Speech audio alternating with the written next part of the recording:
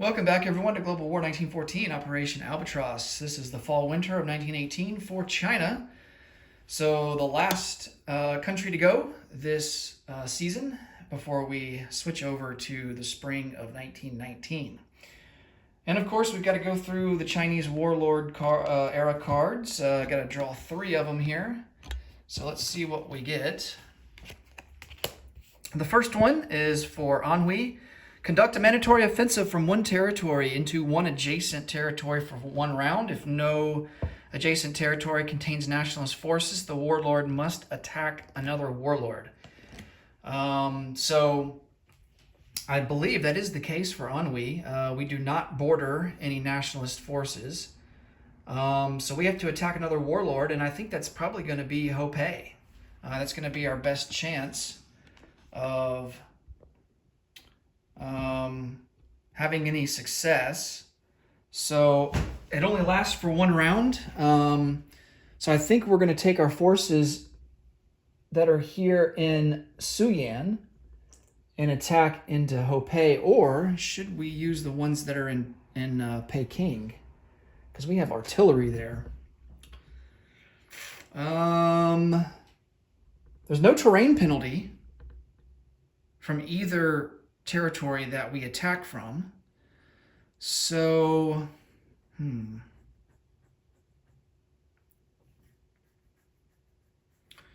would have 4 units attacking from Peking, and we would have a total of, we would just have more numbers attacking from Suyan.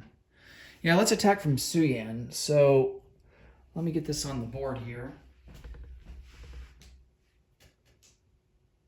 So 3 militia defends at a 2 there in Hopei.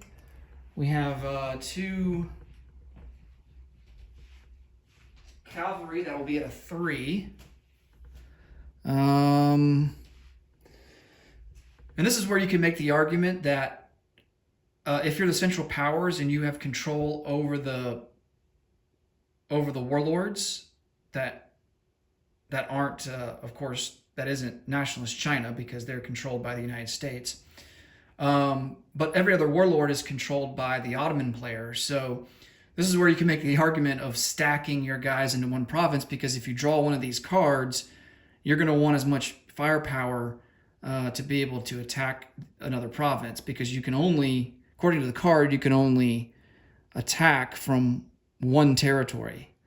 So, ordinarily in the game, you can attack from as many territories as you want during the combat move phase.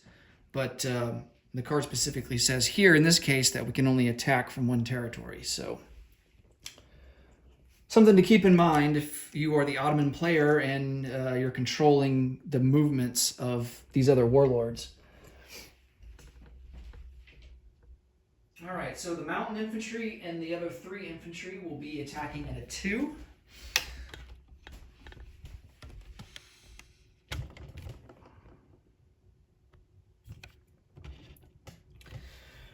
All right, so we have 4 units at a 2. And, we get a hit. Nice. And then we have 2 cavalry at a 3. And we get another hit. Wow.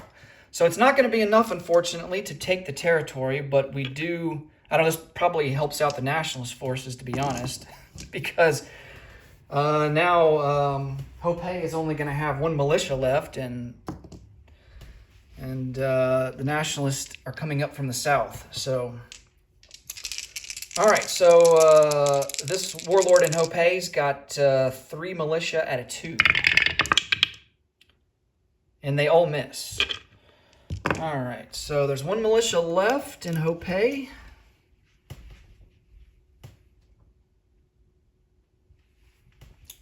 And we will have to retreat back to Suyan.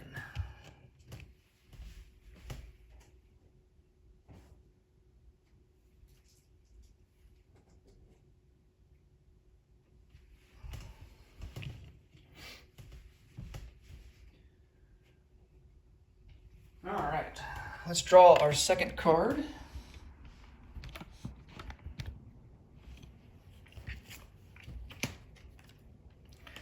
This one is for Yunnan, which of course doesn't exist. They got wiped out fairly early in the game. Well, actually, I think, yeah, it was earlier.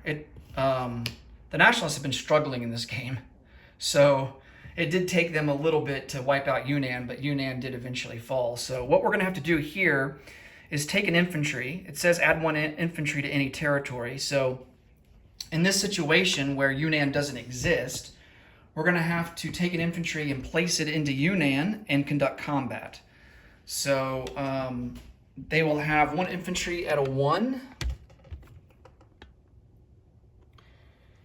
And then the defenders, the Nationalists, will have a mountain infantry at a 5 and 2 regular infantry at a 4. So the odds are really not in Yunnan's favor here. All right, so here's the attacking infantry at a 1. Oh, he gets a hit. Wow. Okay. And then on the defense, there's 2 infantry at a 4. Miss. And then 1 mountain at a 5. And he hits. Okay, so that destroys the Yunnan infantry. But the Nationalists do have to take a casualty. And they will remove an infantry. Okay. So that completes that card. And then one more card to draw. And it's for the Nationalist. Annex 1 adjacent warlord territory this turn. Wow, that is a powerful card. Well, let's see what territory we want to annex. It's going to give us the most bang for our buck. It's got to be an adjacent territory. Now, man, I don't know. This one right here, Singhai. My question is, if we annex a territory, do we get those units?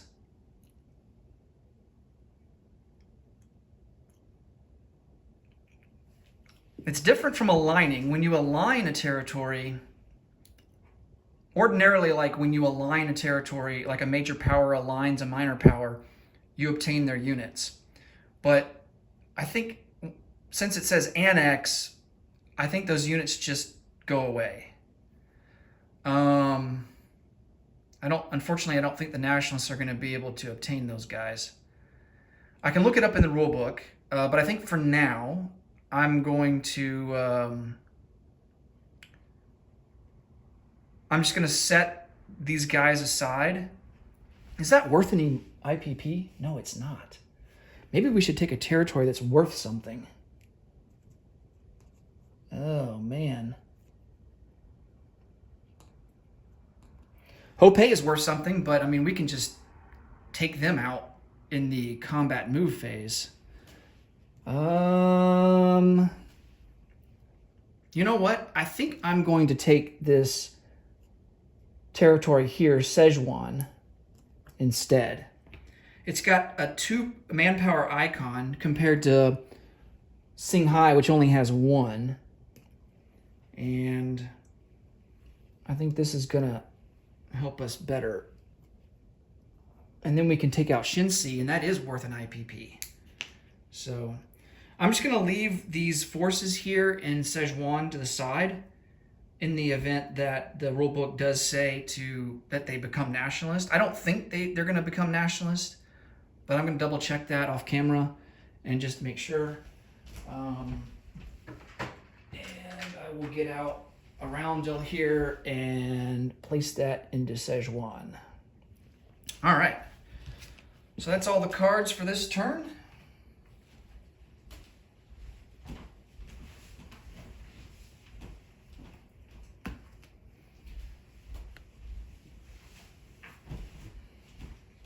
And now we can go to the purchase units phase. All right, so we got $4 in the bank to spend. We're going to spend $3 on 1 infantry and save $1 for next turn. In terms of combat moves, we are going to launch an attack into Hopei, where there is 1 militia.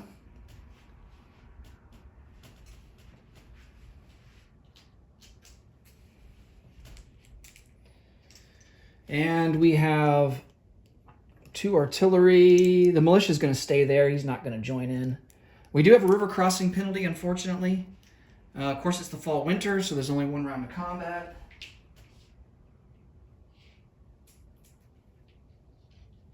Two artillery will be at a 4. Two cavalry, they suffer from river crossing as well, so they're going to be down to a 2, but they're going to be boosted back up to their default value of 3 because they're going to pair with 2 artillery.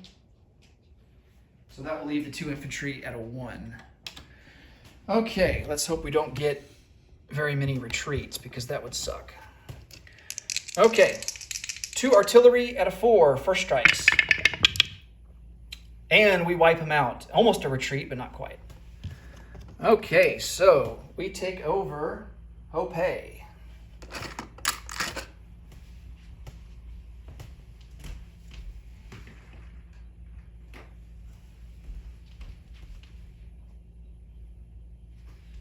All right, and that has a 3 manpower slot, which is really nice, and it's worth an IPP, so we will move up from 4 to 5 on the income chart.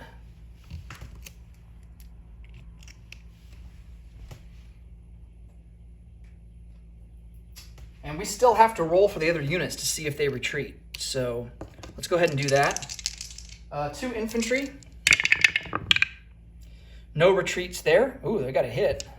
And then 2 cavalry. And 2 retreats for the cavalry. Ugh. Oh, man. All right, so the 2 cavalry will retreat back to Shangtung. Now, we can move militia around because we are in home country. So if we want to move that militia, we can do so. As it stands right now, we have 2 infantry and 2 artillery in Hopei. And then the 2 cavalry and a militia in Shangtung. So let's go on to, we're not going to conduct any more combat. Let's go on to non-combat. We are going to move this militia over to Suyan, or Szechuan rather. We're going to move an infantry from Kweichow up to Szechuan, a cavalry up to Szechuan, and then this infantry in Hunan. I think we are going to rail. Well, we can't rail him up to Hopei. We're just going to move him up. Well, yeah, we'll put him in Szechuan because we can always funnel him over into Hopei next turn. All right. So he goes into Szechuan.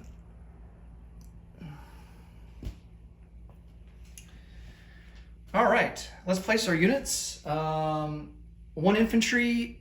We are going to replace the guy that we lost in Yunnan. 2 manpower icon slot there, so we can place up to 2 units. We saved $1 and we collect 5, so we will have 6 in the bank for next turn.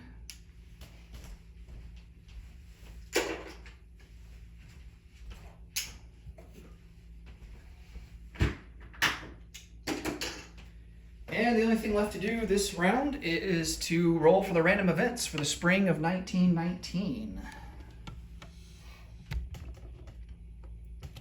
All right, here is the West.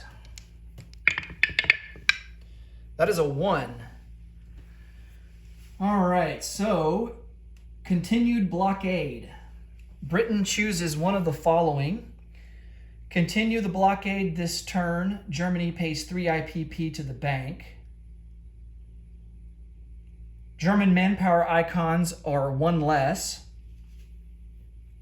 Reduce British influence 1 level in 4 separate minor powers of Germany's choice on the Diplo chart.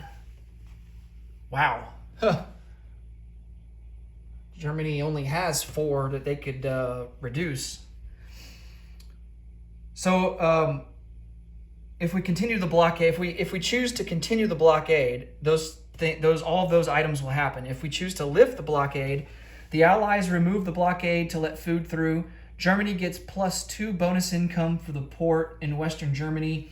Britain may add +2 or -2 to the variable ending die roll at the end of this turn. Wow.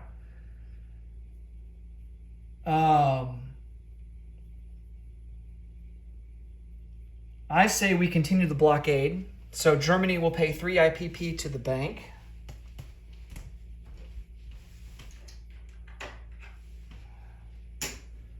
All right. German manpower icons are 1 less, so we have to remember that. I'll make a note of that on the board. And then reduce British influence 1 level in 4 separate minor powers of Germany's choice on the Diplo chart. Well, let's check the Diplo chart here because, I mean, there's only 2 options for Britain. So, and it's these Middle Eastern countries.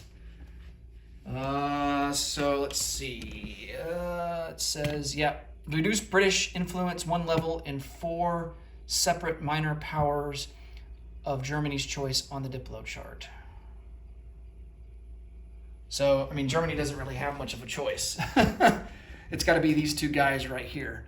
These guys I don't think count because they're already annexed or they're already aligned. So I don't think they can become unaligned. So they will move down to neutral. Okay? Now let's go to the spring of 1919 East. That is a 4.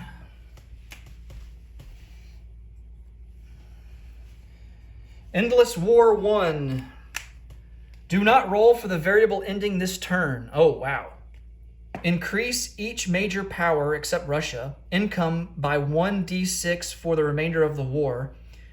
Each major power advances 2 technologies by 2 stages each. Wow, that's, man, that's crazy. All right, so let's go through and roll. Roll for these income increases. And it says for the remainder of the war, so these are permanent. So let's start with Germany. And it says a D6. 6 for Germany, wow. All right, so that will boost them up to 41. All right, here is Britain. They get a 4, so they will be boosted up to 45. Let's see, next is Austria-Hungary. That's 6 for them. Wow, Central Power is benefiting from this. All right, so they will move from 12 to 18. That is significant for them. Man. All right, France. 3 for them, so they go from 24 to 27.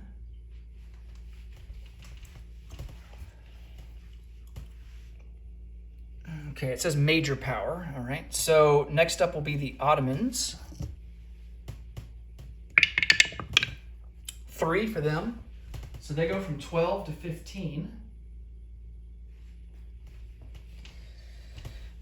And let's see, next.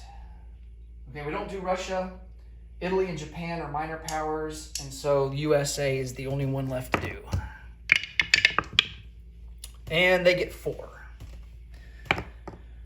All right, so the USA goes from 42 to 46. And here's what the final results look like. So USA in the lead at 46, Britain at 45, Germany at 41, France at 27. Of course, Russia is going to be replaced by the Soviets next, or I guess coming up here in the spring of 1919. Austria-Hungary at 18, Ottomans at 15, and then, of course, the minor powers, they didn't move at all.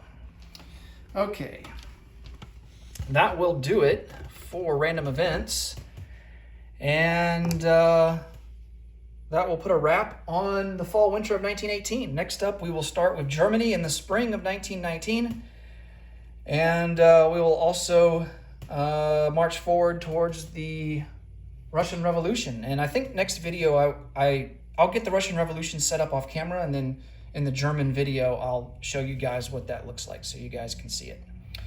All right, that will do it for this video. Thanks for watching, guys. Until next time, take care. Bye for now.